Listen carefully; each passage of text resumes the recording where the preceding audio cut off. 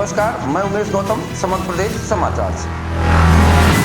ये हिंदुस्तान है और हिंदुस्तान वीरों की भूमि रही है, अक्सर वीर रहे हैं, पर कभी कभी बीच में कुछ घनानंद जैसे लोग भी रहे हैं। हम धनानंद की बात क्यों कर रहे हैं कि मेरे देश में सब लोग चाणक्य को जानते हैं। तो धनानंद भी ऐसे ही बड़बोलापन करता था, अपने आप को बड़ा ताकतवर समझता था और उसके समर्थक लोग उसको चटकारता कर करके एक दिन खत्म कर दिए। धनानंद ने कभी नहीं सोचा था कि चाणक्य अपनी शक्ति के द्वारा उसके साम्राज्य को ही खत्म कर देगा।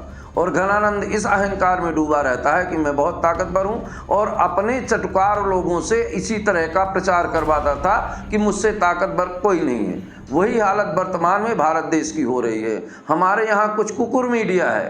कुकुर मीडिया का मतलब समझ लीजिए, जहाँ चार कुत्ते एक साथ बैठ के काएं काएं करते हैं और एक तरफ से भौंकते हैं, दूसरे तरफ से हंकते भी हैं। ऐसे मीडिया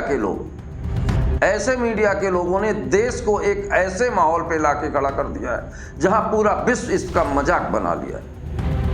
ये बड़ी शर्मनाक बात है। हमारी एक पुराने जमाने की कहावत है, एक तो हम लड़ते नहीं जब लड़ना ही पड़ा तो जब तक लड़ते हैं जब तक हम मरते नहीं कि मारते नहीं। कायराना युद्ध निश्चित ही दुखों का कारण होता है। आज फिर बड़बोलापन चल रहा है कि जब तक ये ना ले लेंगे तब तक ना करेंगे। कुछ नहीं करेंगे।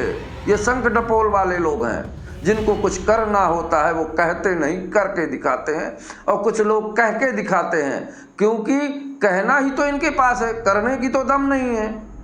जिस तरह हमारे कुछ कुकुर मीडिया के लोगों ने कराची पे कब्जा कर लिया, इस्लामाबाद में कब्जा कर लिया, अब हमारे देश के लोगों को इनको पकड़ के कराची में एक घर बनवा देना चाहिए और वहाँ की राज्य सत्ता इन कुकुर मीडिया के लोगों को सौंप देना चाहिए। और फिर से झूठी खबरें दिखा रहे हैं। सरकार कोई सच दिखाए तो उसके यूट्यूब चैनल छोटे छोटे बंद कर देते हैं, पर ये झूठ दिखाने वालों पर कार्रवाई क्यों नहीं करती। और जो सरकार मीडिया के दम पर सत्ता में विराजमान रहना चाहती है तो निश्चित ही है वो देश के हित ऐसी काम कभी नहीं कर सकती। जिसे देश की हित की चिंता हो गई उसे मीडिया के सहयोग की जरूरत नहीं है, क्योंकि जब वो करेगा तो पूरा देश देखेगा कि वो क्या कर रहा है। आखिर नफरत और घृणा और आतंकवाद को खत्म करने का क्या उन सच समय चाहिए इनको। पूरा देश एक साथ खड़ा था और हमें तो दुख ये हुआ कि हम तो सोच रहे हैं हमारे देश में हमारे देश का राज्य है, पर यहाँ दूसरे के आदेश मान लेते हैं।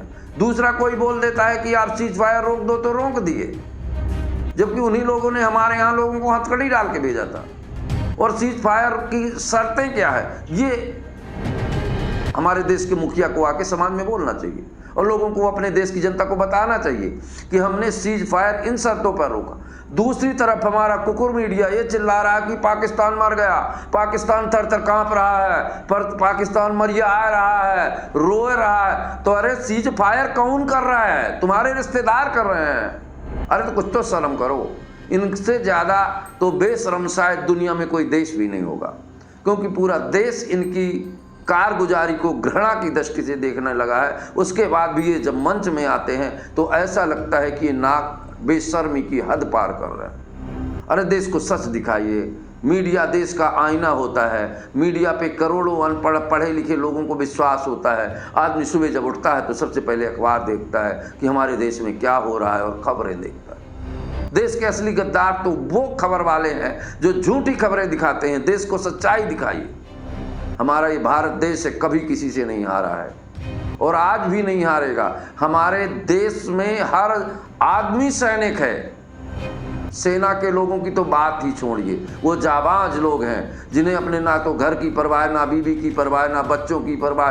वो देश के लिए हर सांस लेते हैं। पर ये कुकुर मीडिया के लोग उनके साथ भी गद्दारी करते हैं। बोलेंगे अरे हम पाकिस्तान का नुकसान सुनने के लिए नहीं हैं, हम पाकिस्तान का खात्मा सुनने के लिए हैं। अगर आप बोल रहे हो कि पाकिस्तान का इतना नुकसान हुआ तो पाकिस्तान भी तो बोल रहा है कि भारत का इतना नुकसान किया। आप एक तो सीज फायर नहीं कर रहे, वो थर थर कांपते हुए सीज फायर कर रहा है। तो सच्चाई तो ये है कि थर थर कांप कौन रहा है? नाम सूरज प्रसाद, रोशनी जुगनू के पोंद बराबर नहीं। ये हालत हमारे आज के दिग्गज शेरों की है, जो अपने आप को चाणक्य कहते हैं। वो समाज में आके बोलने की हिम्मत नहीं करते।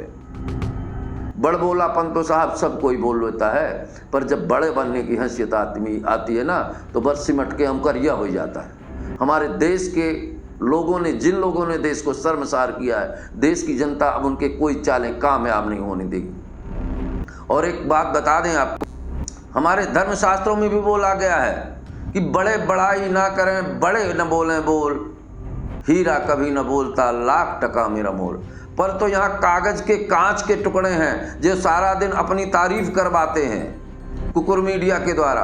अरे समाज में खुल के बात करिए ना साहब, ये पूरा देश आपके साथ खड़ा है। मंच में खड़े होकर बताइए ना साहब कि किन शर्तों पर आपने सीज फायर किया है। और एक बात और बताइए साहब, का सारा दंगा फसाद इसीलिए कि वो 4 लोग कौन है जिसने पहलगांव में लोगों को नृशंस संहार किया है। इन 4 लोगों का कुछ पता चला कि पाकिस्तान ने वो 4 लोग आपको सौंप दिए हैं इसीलिए सीज फायर हो गया?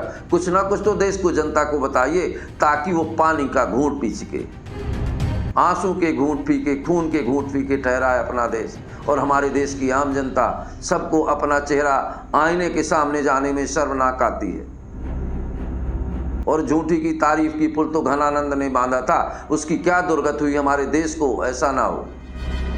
जो बोलते थे कि झुकने, अरे जो खुद, जिसकी कमर खुद झुकी हुई है, वो झुकने पे बोल कैसे सकता है? ये बड़ा शर्मनाक है। ये देश है साहब, और देश के साथ जितने लोग मजाक करते हैं तो नियत किसी को नहीं बख्शती।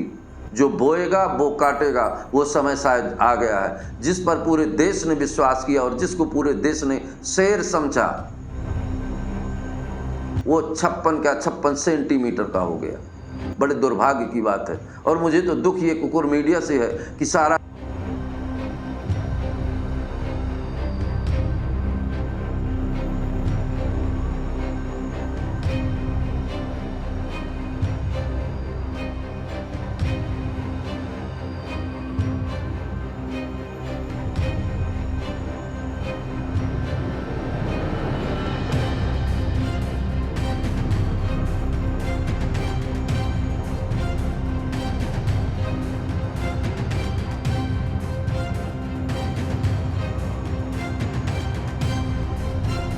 सब सोए थे, आवाज़ आई, क्या हो गया? हमें सोचा क्या पता साथ मस्जिद में कोई हादसा हो गया। आग जी निकली, थोड़े से हम बाहर आए, फिर दोबारा धमाका होया।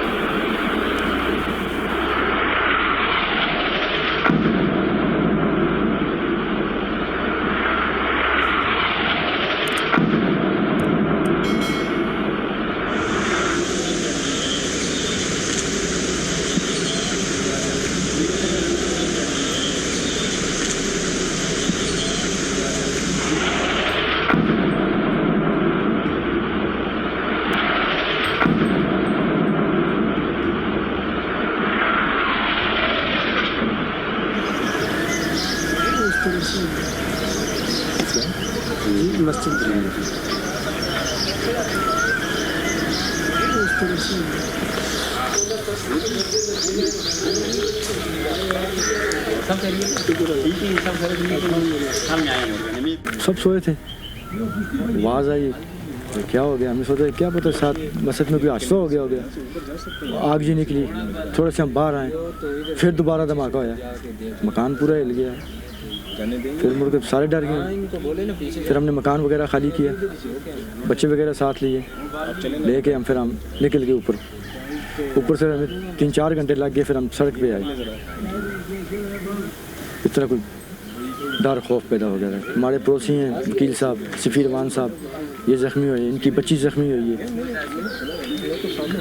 इनको बेचारे ये गए रात को सीएम में, बड़े मुश्किल से पहुँचे, ये भी ज़ख्मी थे। ये तकरीबन 12-12:30 बजे का वाक़या है। तो इधर इन्होंने रॉकेट फायर किए मस्जिद के ऊपर। ये मस्जिद थी पर इस पर उन्होंने फायर किया। तो बस यही लोगों के ऊपर जो है खौफ और रास थोड़ा इन्होंने फैला दिया।